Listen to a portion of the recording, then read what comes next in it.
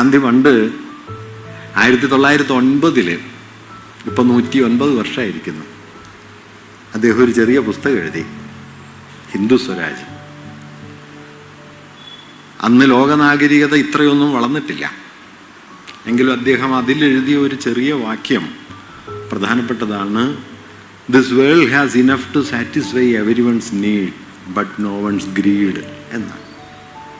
ഈ ലോകത്തിന് മനുഷ്യരുടെ മുഴുവൻ ആവശ്യങ്ങളും തൃപ്തിപ്പെടുത്താനുള്ള ശേഷിയുണ്ട്, പക്ഷെ ഒരാളുടെ പോലും ആർത്തിയെ തൃപ്തിപ്പെടുത്താനുള്ള ശേഷിയില്ല. അതുകൊണ്ട് നാം ജീവിക്കുന്നത് ആർത്തിയിലാണോ, നാം ജീവിക്കുന്നത് ആവശ്യത്തിലാണോ എന്നതാണ് വാസ്തവത്തിൽ പരിസ്ഥിതിയെ സംബന്ധിക്കുന്ന മർമ്മസ്പർശിയായ ചോദ്യം.